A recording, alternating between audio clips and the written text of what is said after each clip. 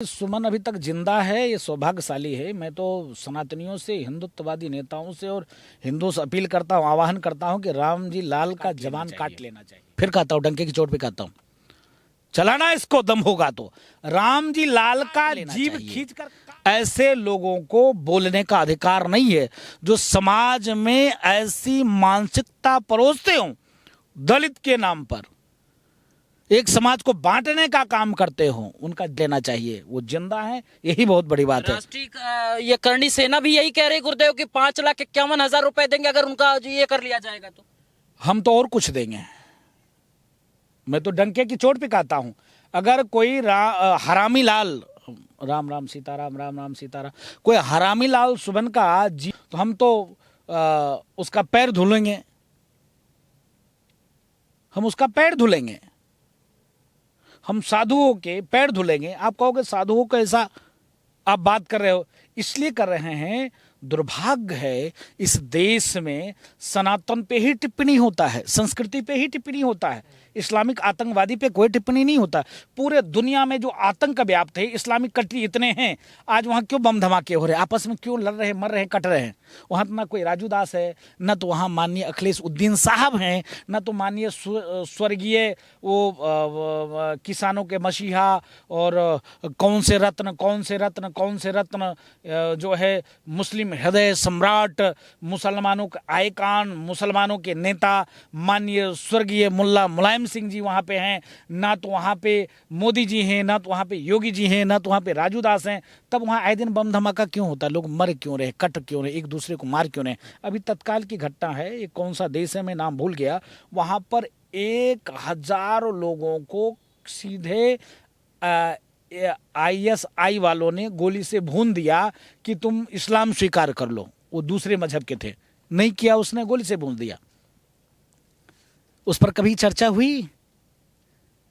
इसलिए मैंने कहा कि जो 56 कंट्री हो, सबके सब आतंकवादी हैं। उनके यहाँ सिद्ध बुत पूजक काफिर होते हैं, इनके गले काटने से 72 हो रहे और जन्नत मिलते हैं। इसके अलावा सनातन में ही संभव है। सर्वे भवन्तु सुखिनः सर्वे सन्तु निरामया, विश्व बंधुत्व के भाव, वसुधैव कुटुम्बकम के भाव। एक चींटी तक को भी हमने मारने नहीं दिया। हमने पहाड़ों की पूजा किया, हमने नदियों की पूजा किया, हमने तालाबों की पूजा किया, हमने बट की पूजा किया, बरगद की पूजा किया, पीपल की तुलसी की पूजा किया, खरपतवार तुलसी की पूजा किया। यहाँ तक कि हमने क्या किया, ये नंदी बाबा हैं, बैल बाबा की पूजा किया, ये गौ माता है, गौ की पूजा किया, ये क्या है, विषैले नाग हैं, इनको भी हमने दूध पिलाया कि जीव जंतु का कहीं कोई बाल बाका न करे।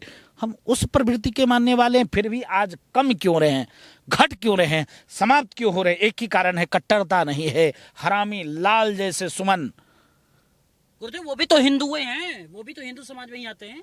हिंदू ही तथाकथित लोगों ने तो बेड़ा गर्क करके रखा है। आप अभी भाई ने एक सवाल मुझसे पूछा, रामचरित मानस फाड़ने जलाने की बात करना, हमारा विवाद हुआ था, आप लोगों ने देखा होगा, उससे उस असभ्य मौर्य से, कि वो उसने कहा कि हिंदू हिंसक होता है। अभी भी वो जिंदा है। अगर कह दे कि इस्लामिक आतंकवादी होते हैं तो क्या कोई जिंदा रहता? कन्हैया लाल जैसे लोगों की गला कट जाता है। लेकिन अभी भी रामजी लाल सुमन कह रहे हैं मैं अपने बयान पे जो था वहीं पे हूँ, वहीं खड़ा हूँ। तो मैं निवेदन करता हूँ, हे भगवान, भारत में ऐसा कोई वीर पैदा हो, सूरवीर पैदा हो। हिंसा नहीं भड़केगी। सद्मार्ग दिखाने वाले किस रास्ते पे लेके जा रहे हैं? हम सद्मार्ग ही तो दिखा रहे हैं। भगवान श्री कृष्ण ने क्या किया? भगवान श्री कृष्ण ने 15-16 दिन तक रणभूमि में खड़े होके क्या ज्ञान दिया? यही ने बताया, ये पापी हैं, ये तुम्हारे चाचा नहीं, तुम्हारे बाबा नहीं, तुम्हारे गुरु नहीं, ये सब के सब माँ बहन बेटियों की जब इज्जत लूटी जा रही तो वहां थपौरी पीट रहा था, इसका गला मारो, इसकी हत्या करो। क्या भगवान श्री कृष्ण ने क्या कहा? द्वेष फैलाया? भगवान श्री कृष्ण ने भी यही शिक्षा दिया, ये सब पापी हैं, इनका हत्या करो। इसके नाते ये हरामी लाल सुमन का हिंसा को बढ़ावा नहीं दे रहे हैं। हिंसक प्राणियों को कंट्रोल करने का एक ही उपाय है। अरे वो राज्यसभा सांसद है, बड़े पद पे बैठे हैं, वहां कानून तैयार होता है देश का। देश का कानून तैयार होता है तो क्या आप ऐसे किसी धर्म, किसी संप्रदाय के बारे में ऐसे बोलोगे? हिंदू हिंसक है, उसी सदन में बोला जाता है हिंदू हिंसक नहीं चलेगा, हिंदू आतंकवादी नहीं चलेगा। हम आतंकवादी होते तो हरामी लाल सुमन बोल पाता क्या? कहता कि मैं अपने बयान पे कायम हूँ। प्रसाद मौर्य कुटाई किया था, वो इस सदन में ही उसको कूट देते, ठीक कर देते, बराबर कर देते, फ्लैट कर देते। दोबारा बोलने के लायक नहीं होता, महापुरुषों का अपमान करने का लायक नहीं होता। या तो वो रहता या तो हम रहते। ओवैसी उन सांसदों से मेरा यही अपील है कि ऐसे राष्ट्र विरोधी, समाज विरोधी और महापुरुष विरोधी हरामी लाल सुमन सदन में घुसे तो उससे ठीक से ठीक करो। आखिरी सवाल, वो वही रामलाल सुमन अभी ये इतना भयभीत हो गए घर में, उनके जिस तरीके से हमला हुआ है और जिस तरीके से बयानबाजी आ रही है, वो कह रहे हैं हमारी सुरक्षा बढ़ाई है। करनी सेना के जो लोग वहाँ पे धरना दे रहे थे उनको आज गुंडे से संज्ञा की जा रही है, क्या वो गुंडा है? नहीं, देखिए वहाँ आपको देखने की जरूरत था। करनी सेना के लोग जो घायल हुए हैं, घायल किसने किया? ये हरामी लाल सुमन के लोगों ने उसके घर से ईंटें पत्थरबाजी किया, सबके सिर फोड़ा। करनी सेना तो कुछ नहीं कर पाए।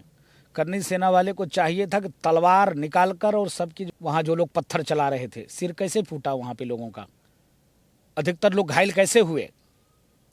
कर कौन रहा था? पत्थर किसने चलाया? वो लोग चला रहे थे। हरामी लाल सुमन के लोग वहाँ खड़े होकर पत्थरबाजी कर रहे थे। महाराज जी, आज देश के अंदर ईश निंदा यानी हिंदुओं के देवी देवताओं का अपमान करना, उनके धर्म ग्रंथों को फाड़ना, ये केवल रामायण नहीं, इससे पहले जो है मनुस्मृति भी जलाई जाती रही है। क्या कारण है कि हिंदू एक सॉफ्ट टारगेट बन गया इन लोगों के लिए, जो लगातार उनके धर्म ग्रंथों को जलाने का, उनके देवी देवताओं को अपमान करने का प्रयास किया जा रहा है? बस सिर्फ एक सूत्री काम है, जैसे हरामी लाल सुमन ने बोला ना, इसका जीव आएगा। ऐसे लोग टिप्पणी करना बंद कर देंगे।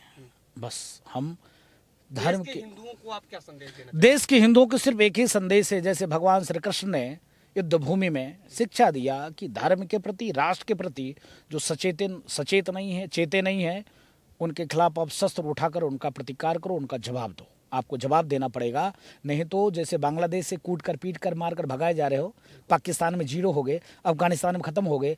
आज से कभी 100 वर्ष पहले अफगानिस्तान में रावण का पुतला दहन होता था, आज वहाँ पर कुछ नहीं हो रहा है। आने वाले दिनों में भारत में भी तुम खत्म हो जाओगे। मैं डंके के चोट पे कहता हूं, अभी भी वक्त है, सुधर जाओ। 9 राज्य में तुम अल्पसंख्यक हो गए हो। अगर तुम नहीं चेते तो तुम्हारे पूर्वजों ने 1000 वर्ष तक गुलामियों की जंजीर में अपने आप को जकड़ के रखा, फिर भी तुमको सनातनी बना के रखा। तुम आज सब कुछ होने के बावजूद एसी में पड़े हुए हो। कल भारत से कहां जाओगे? किस दुनिया के किस कोने में